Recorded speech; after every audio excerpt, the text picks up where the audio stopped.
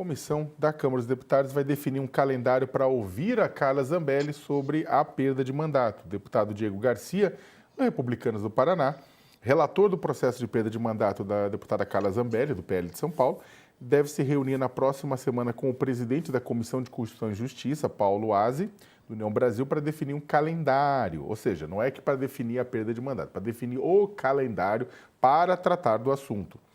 A defesa de Zambelli pediu para serem ouvidas 5 testemunhas e a própria deputada por videoconferência.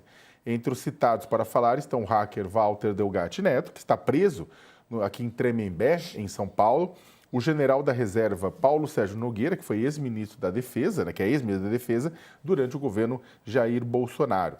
O relator disse ter reunião na terça, afirmou ao UOL que vai se encontrar com o presidente da CCJ para definir quais testemunhas serão ouvidas e a data para isso, né?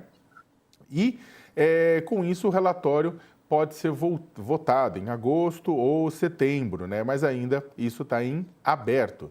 Lembrando a todos e todas que o Alexandre de Moraes determinou a perda de mandato de Carla Zambelli, né, mandou a Câmara dos Deputados decretar a perda de mandato de Zambelli após a primeira turma ter condenado a deputada a 10 anos de prisão, cassação de mandato e 8 anos de inelegibilidade por mandar o hacker, o Walter Delgatti Neto, invadir os sistemas do Conselho Nacional de Justiça.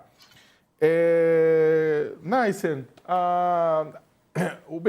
na condenação do Supremo, o Supremo definiu a perda de mandato da Carla Zambelli. A Câmara agora vai fazer essa discussão. Na sua avaliação, a Câmara deve comprar uma briga usando a Carla Zambelli para tentar, entre aspas, colocar o Supremo no seu lugar dentro dessas sequências de rusgas entre a cúpula do Judiciário e do Legislativo? Ou, neste caso, a Carla Zambelli, você acha que não vai valer o esforço para tanto?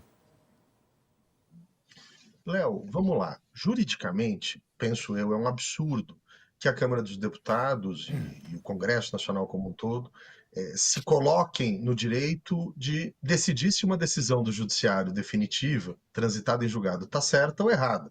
Portanto, se deve ou não ser cumprida. Historicamente, a gente sabe que o Congresso protege os seus, protege as suas, e, portanto, tenta criar regras para impedir que decisões do Judiciário contrárias a deputados, deputadas, senadores e senadoras sejam executadas. E, portanto, criou-se esse entendimento de que quando há uma condenação criminal, deve-se ainda abrir um processo dentro do respectivo órgão legislativo, a Câmara ou o Senado, com direito de defesa, com testemunhas, com uma nova votação. Quer dizer, uma votação para quê? Para que se diga não cumpra uma ordem judicial, mas isso se consolidou historicamente no Brasil para casos de condenação criminal. Pessoalmente, politicamente, acredito que a Carla Zambelli não consegue reunir os votos necessários. Não me parece que seja uma briga que, mesmo deputados mais alinhados à direita, ao grupo do Bolsonaro, queiram comprar por ela. Ela é uma deputada que nunca criou laços muito próximos com as bancadas, com outros deputados. Ela acabou se isolando muito, tendo condutas que foram criticadas dentro do próprio grupo bolsonarista, né? Há muitos que responsabilizam a Carla Zambelli pela derrota nas eleições de 2022 por conta daquele disparate em que ela saiu correndo na rua armada atrás de um cidadão e, portanto, não acho que vai ser aí que vai haver esse enfrentamento, não vai ser com essa pauta. Eu lembrei aqui, Léo, em entrevista também no All News essa semana, que existe contra a Carla Zambelli um outro processo, um processo na Justiça Eleitoral por disseminação de fake news, de desinformação sobre o sistema eleitoral, em que ela já foi condenada no TRE de São Paulo, na Justiça Eleitoral de São Paulo, na segunda instância, e que aguarda julgamento no TSE. A cassação da Justiça Eleitoral é diferente da cassação criminal. Não há esse processo interno da Câmara. Quer dizer, se confirmada a cassação no TSE, e tudo me parece apontar que assim será, a Câmara dos Deputados é apenas comunicada da perda do mandato e a mesa diretora imediatamente dá cumprimento. Então, a ver, ao longo dos próximos meses, o que vai acontecer primeiro, né? Se ela perderá o mandato pela decisão do Supremo num processo criminal ou se ela perderá o mandato por uma decisão da Justiça Eleitoral. Mais claro, Nath, Professor, desculpa, Josias, um minutinho só para deixar uma por coisa mais favor, clara, para eu entender. por favor. Esse processo que está correndo na Justiça Eleitoral, que pode cassar o mandato de Carla Zambelli, ele está em que instância? Ele já está no TSE, ele já está aguardando que seja analisado, votado e decidido no TSE, e o TSE teve um entendimento lá atrás, quando houve a tentativa de registro da candidatura do hoje presidente Lula, em 2018, que a partir da decisão colegiada do TSE se tem o chamado trânsito em julgado para fins eleitorais. Portanto, havendo uma decisão do colegiado do TSE, ela já pode ser autoexecutada e ser determinado o afastamento dela. É uma questão do calendário do TSE, de ver quando isso vai a julgamento. Josias? Professor, essa questão da perda de mandato de parlamentar, né, deputado e senador, ela está regulamentada no artigo 55 da Constituição. Aí há um rol de situações nas quais o parlamentar perde o mandato, né? O item 6 desse artigo anota que perderá o mandato parlamentar que sofrer condenação criminal em sentença transitada em julgado, que parece ser o caso da Carla Zambelli, que foi condenada pelo Supremo, última instância, não tem mais possibilidade de recurso. Mas aí há os parágrafos desse artigo, né? E num deles diz que parlamentar que está nesta situação tem assegurado a deliberação, no caso da Carla Zambelli, da Câmara, né? A mesa provoca, o plenário decide, e aí o que se diz no artigo, aqui eu estou lendo na Constituição, é que está assegurada a ampla defesa. Isso aqui é a redação de uma emenda que foi enfiada ali no texto constitucional em 2013. Parece um penduricalho feito sob medida para esticar esses casos, né? Porque não haveria nexo, né? Está condenado em última instância, não há mais possibilidade de recurso, transitou em julgado, não deveria nem passar pelo plenário, não lhe parece? A própria mesa diretora da Câmara deveria decretar a perda do mandato e convocar o suplente. Não acha que seria mais razoável?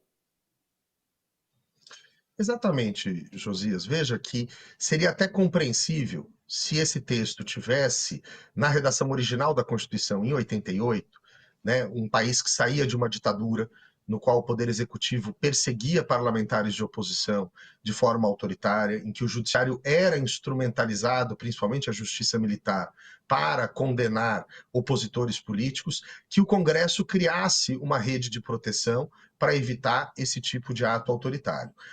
Não se optou por fazer aquilo em 88, saindo da ditadura. Isso vem em 2013, no momento que parlamentares começam a se ver imbricados em processos criminais no Supremo, né? Nós precisamos lembrar que o primeiro grande processo criminal de repercussão foi o Mensalão, que ocorreu em 2005, mas o processo ele começa a ser julgado em 2009. Então a gente tem mais ou menos uma contemporaneidade entre as coisas. Quando o Congresso percebe que está sob risco, que agora sim deputados e senadores podem ser condenados criminalmente, cria-se, como você disse, um penduricário. Me parece que é despropositado e claro que o Congresso optou por inserir isso como emenda constitucional para tentar blindar contra uma eventual resposta do próprio Poder Judiciário do Supremo Tribunal Federal. Agora, a minha dúvida é, professor, num caso assim, supondo, tratando aqui desse caso concreto, né, o caso da Carla Zambelli, parece incontroverso que ela não tem mais o que fazer. Foi condenada e tal. A mesa poderia, a despeito de haver lá esse parágrafo 2º no artigo 55, prevendo deliberação da maioria absoluta da casa, plenário, assegurada ampla defesa, acha que o presidente da casa poderia encaminhar, por meio da mesa diretora, uma decisão de interromper imediatamente o mandato da parlamentar? Isso poderia ser questionado, mas iria o questionamento ao próprio Supremo, né? Que tenderia a confirmar, não lhe parece, não? Ou aqui está lá no parágrafo 2º e é melhor que a Câmara siga esse rito para evitar contestações. O que te parece mais razoável nesse caso? Josias, por incrível que pareça, é mais razoável que se siga o texto constitucional.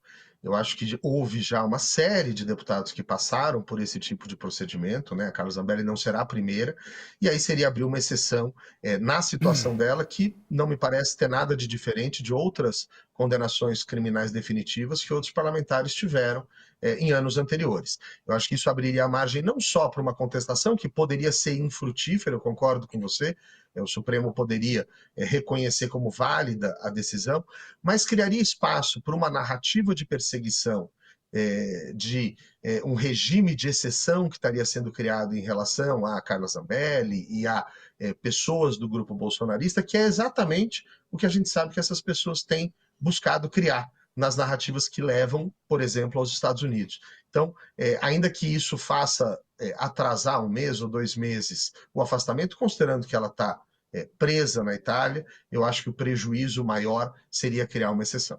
Ô, Nasser, com relação à prisão da Zambelli na Itália, a gente tem. Bem, eu estava na dúvida se ela ficaria presa, iria para uma domiciliar, seria solta. E aí, ao que tudo indica, né, nessa audiência, ela permanecerá na penitenciária onde ela está, num processo de extradição que pode levar 1 ano, 2 anos, né? Tendo em vista a sua avaliação da relação Brasil-Itália, tendo em vista os outros casos, né, de extradição já ocorridos e a legislação dos dois países, você acha que o mais provável é que Zambelli, ao final desse processo de extradição, mesmo com a cidadania italiana, venha para o Brasil? Ou pode ter uma surpresa no final das contas com o governo Giorgia Meloni vetando o retorno dela? Léo, eu acho muito difícil que um governo, mesmo da Meloni, crie obstáculos para a extradição. O processo de extradição é lento. O processo de extradição é lento no mundo inteiro. Não só na Itália, não só no Brasil. É um processo muito cuidadoso, em que sempre se verifica se não existe mesmo algum elemento de perseguição em relação à justiça do outro país que pede a extradição. Né? O nosso Supremo Tribunal Federal, quando analisa extradições, faz isso com bastante cautela, e é normal que a Itália também faça. Então, acho que é um processo que tem pouquíssima chance de ser resolvido em 1 ano, 2 anos é um prazo otimista até, né? Zambelli deve ficar um bom tempo presa na Itália, mas não me parece que seria o caso de criar um obstáculo. Também não me parece ser o caso do governo italiano tentar acelerar a questão. Como acelerar? Uma coisa é atender à extradição, que tem um rito próprio que passa pelo Poder Judiciário. Outra coisa seria o governo italiano decidir pela expulsão da Carla Zambelli. E aí seria um ato do Poder Executivo. Ela até poderia contestar, mas esse é um processo muito mais rápido. É comum, muitas vezes, quando os governos têm uma relação politicamente próxima, se percebe que não há já de antemão qualquer cenário de perseguição naquela condenação, que o governo que prende a pessoa foragida opte por determinar a expulsão, porque isso acelera muito o processo. Também não acredito que Meloni vá ajudar dessa forma. Professor, na legislação brasileira, há um princípio, acho que está até inserido no Código Penal, que em inquéritos ou em processos que envolvam investigados ou réus presos, o judiciário precisa apressar o passo quando há preso. Esse princípio, esse raciocínio, esse comportamento é universal, é uma peculiaridade brasileira, e ele não se aplica a casos como esse, um caso de pedido de extradição?